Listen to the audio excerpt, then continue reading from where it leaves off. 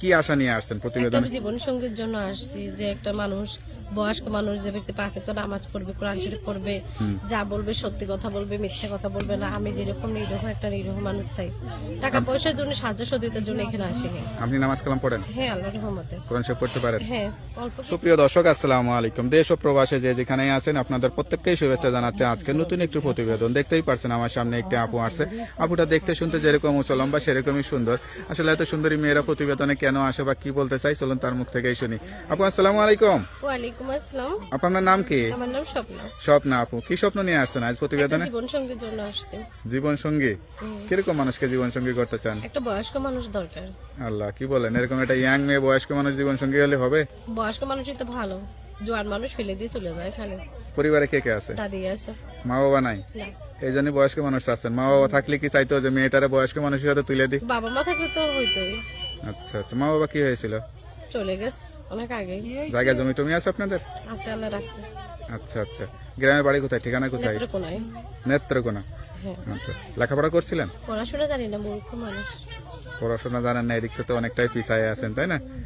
আচ্ছা আচ্ছা, তা কি আশা নিয়ে আসছেন একটা প্রতিবেদনে? জীবন সঙ্গীর জন্য আসছি, যে একটা মানুষ, বয়স্ক মানুষ, যে ব্যক্তি 5 ওয়াক্ত নামাজ পড়বে, কোরআন শরীফ পড়বে, যা বলবে সত্যি কথা বলবে, মিথ্যা কথা বলবে না। আমি যেরকম নিরীহ একটা নিরীহ মানুষ চাই। টাকা পয়সার জন্য, সাহায্য সহযোগিতার জন্য এখানে আসিনি। আপনি নামাজ কালাম পড়েন? হ্যাঁ, আল্লাহর রহমতে। কোরআন শরীফ পড়তে পারেন? হ্যাঁ, অল্প কিছু। তো এই যে এরকম সুন্দরী মেয়েরা তো নায়িকা হতে চায়, গান টান না শিখতে ভাই, চায়। না, নায়িকা হওয়ার কোনো দরকার নাই। জীবনটা নায়িকা হয়ে চলে না, বাস্তবে চলে।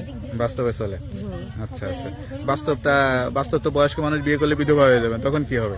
ভিডিও করবো না, 5 ওয়াক্ত নামাজ পড়বো, না, কোরআন যদি শরীফ পড়বো, বাস্তবে বয়স্ক মানুষকে বিয়ে করতে চান, করি। তো বয়স্ক মানুষ তো কয়দিন পরে মারা গেলে বিধবা হয়ে যাবেন। মরে গেলে সেটা দেখা যাবে, সেটা হিসেব পরে।